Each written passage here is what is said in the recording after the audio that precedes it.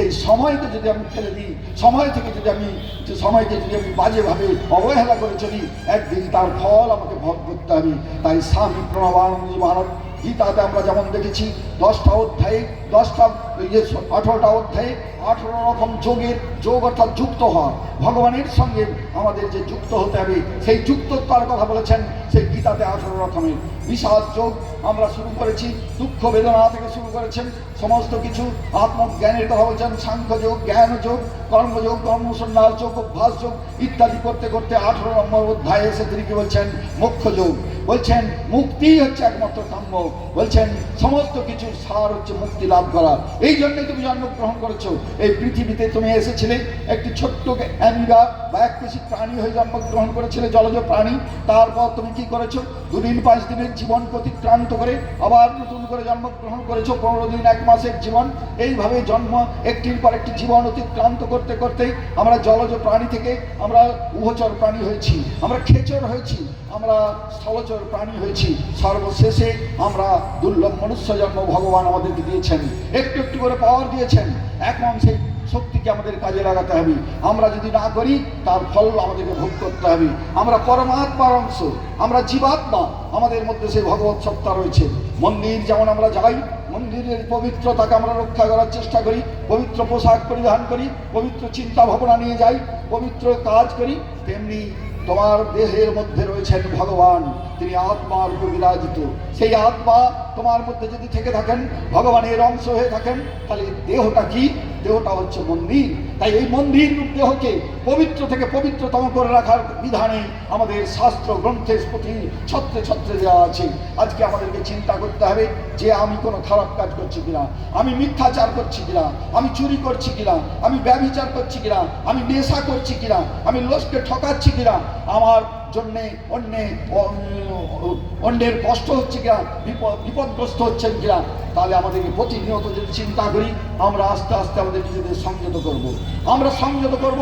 তার সাথে সাথে বললেন বীর ভোগ বসুন্ধরা, এই পৃথিবীকে ভোগ করে কারা, বীর যারা। আর যারা এই বীর যারা, তাই বললেন এই পৃথিবী থেকে আমরা যারা রয়েছি, আমরা শুধু অন্যায় করব না, অন্যায় করতে গেলে একটি সুস্থ সবল একটি শরীর দরকার। সুস্থ সবল শরীর যদি থাকে, একটা সুস্থ মন তৈরি হবে, এবং সুস্থ মন তৈরি হলে পরে আমরা যা চাইবো তাই আমরা বাস্তবায়িত করতে সক্ষম হব। তাই স্বামী প্রণবানন্দজি মহারাজ বললেন তোমরা তোমাদের জীবনকে অবহেলার মধ্যে ফাঁসিয়ে দিও না, এই জীবনকে, এই দুর্লভ মনুষ্য জীবনকে সার্থকতায় ভরিয়ে তোলো। স্বামী প্রণবানন্দজি মহারাজ তাই 10টি বাণী দিয়েছিলেন। 10টি বাণীতে প্রথম কথাই ছিল লক্ষ্য কি, মহামুক্তি, আত্মতত্ত্ব উপলব্ধি। তিনি বলছেন প্রকৃত জীবন কি আত্মবোধ, আত্মস্মৃতি, আত্মানুভূতি। আত্মাকে নিয়ে চিন্তা করতে হবে, আত্মাটাকে মনে রাখতে হবে যে আমার মধ্যে ভগবান আছেন। যদি সেই মানুষটি মনে করতে পারে, সেই মানুষটা কখনো খারাপ কাজ করতে পারে না।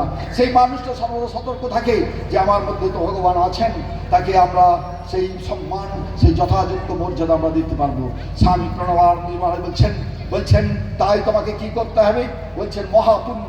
আমরা বলেছি গঙ্গা স্নান গেলে পুণ্য হয়, আমরা বলেছি মন্দিরে গিয়ে পূজা দিলে পুণ্য হয়, আমরা বলেছি উপবাস করলে পুণ্য হয়, আমরা বলেছি গীতা, রামায়ণ, মহাভারত, ভাগবত পাঠ করলে আমাদের পুণ্য হয়, আমরা বলেছি হরিনাম সংকীর্তন করলে পুণ্য হয়। স্বামী প্রণবানন্দজি বলছেন গীতা, রামায়ণ, মহাভারত, বিভিন্ন ধর্মগ্রন্থে, মন্দিরে তো ধর্মস্থান সেখানে রয়েছে, কিন্তু তুমি ধর্ম লাভ করছো কোথায়? গীতা যদি তোমার বাড়িতে পড়ে থাকে, গীতা যদি তুমি পাঠ না করো, গীতার বাণীগুলি তোমার জীবনে প্রতিফলন না ঘটে, তাহলে সে গীতা তোমার রাখা তোমার কি কল্যাণ সাধন করলো? রামায়ণ, মহাভারত, ভাগবত কি কল্যাণ সাধন করলো? তোমার বাড়িতে ঠাকুরের আসন রয়েছে, কিন্তু সেই আসনে তুমি কি করছো? তোমার আসনে বসে রয়েছে কিন্তু রামচন্দ্র কৃষ্ণ রয়েছেন, তার জীবন দর্শনকে তোমরা জানার চেষ্টা করছো না, তাকে তার জীবন দর্শনকে নিজের জীবনে রূপায়িত করার জন্য প্রয়াস গ্রহণ করছো না, তাহলে তার কি লাভ আছে? তাহলে সেই হরিনাম সংকীর্তন তখনই সার্থক হবে যখন আমরা ওই অন্যায়ের বিরুদ্ধে প্রতিকার করব, অন্যায় করব না, এবং জীবনটাকে আদর্শ জীবনে রূপান্তরিত করব। স্বামী প্রণবানন্দজি বলছেন লোকে কথা শুনতে চায় না, লোকে চায় একটা আদর্শ জীবন। একটা আদর্শ জীবন থেকে হাজার হাজার লক্ষ লক্ষ জীবন গঠন হয়। তাই প্রতিটি মানুষ যারা আদর্শ স্থানে রয়েছেন, আদর্শ হওয়ার জন্য প্রয়াস করেছেন, তার জীবনে তার প্রতিফলন দরকার, তার সেই কর্ম প্রচেষ্টা প্রয়োজন। স্বামী প্রণবানন্দ মহারাজ তিনি এই ভারত সেবাশ্রম সংঘ তৈরি করে তিনি বলছেন এই যে আত্মতত্ত্ব, এই আত্মতত্ত্ব জানার জন্য তুমি জন্মগ্রহণ করেছো। আমার এই যে সমস্ত যত কাজ দেখছো, অনুন্নত উন্নয়ন, অস্পৃশ্যতা দূরীকরণ, তীর্থ সংস্কার, বিভিন্ন রকম সেবা কাজ, শিক্ষা বিস্তার, বিভিন্ন যে অনেক রকম কাজ রয়েছে, তার মূল লক্ষ্যটা হচ্ছে মানুষ গঠন। বলছে মানুষ গঠন যদি না হয় তাহলে কিছুই হবে না। তাই মানুষ গঠন আমাদের সর্বাগ্রে প্রয়োজন। বললেন ব্যক্তি জীবন যদি তৈরি না হয় তাহলে পারিবারিক জীবন সুন্দর হবে না। একটা পরিবারে 4জন 5জন আমরা রয়েছি, আমরা যদি সকলে সুন্দর হয়ে যাই পরিবারটা সুন্দর হয়ে যাবে। পরিবারগুলো যদি সুন্দর হয়ে যায় আমার পাড়াটা সুন্দর হয়ে যাবে। পাড়াগুলো যদি সুন্দর হয়ে যায় তাহলে আমার সমাজটা সুন্দর হয়ে যাবে। তাই আমাদের ব্যক্তিগত জীবনে প্রত্যেকেই দায়ী। আমরা যদি যারা খারাপ কাজ করছি, যারা খারাপ আচরণ করছি, যারা মিথ্যা কথা বলছি, যারা ব্যভিচার করছি, যারা অন্যায়কে প্রশ্রয় দিচ্ছি, যারা সংকীর্ণ স্বার্থপর, তারা আমরা সমাজের জন্য আমরা দায়ী থাকবো। তাই আমরা পুণ্যের চেয়ে পাপাভাবী হব বেশি। তাই সমাজকে রক্ষা করে আমাদেরকে এগিয়ে যেতে হবে। আজকে প্রত্যেকটি জীবের মধ্যে সেই ভগবত সত্তা রয়েছে। তাই আমার সনাতন হিন্দু ধর্ম বলেছে বসুধৈব কুটুম্বকম, সকালকে আত্মার সঙ্গে আত্মার সম্পর্ক।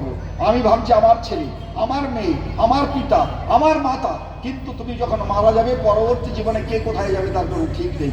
কিন্তু সকলেই তো সেই ভগবানের অংশ। তাহলে তোমার ছেলে, তোমার মেয়ে, তোমার বাবা, তোমার মা, তোমার বন্ধু, তোমার বান্ধব কেউ থাকবে না এই জন্মের পরে। তাই এখন থেকে প্রস্তুত নাও নিজের জীবনকে গঠন করার জন্যে, যে তোমার আত্মাটাকে তোমাকেই পবিত্র করতে হবে, উদ্ধার করতে হবে, মুক্তি লাভ করতে হবে। সেই মুক্তি এবং মোক্ষ লাভই হচ্ছে সনাতন হিন্দু ধর্মের সার কথা। তাই স্বামী প্রণবানন্দ বলছেন মহাপুণ্য হচ্ছে বীরত্ব।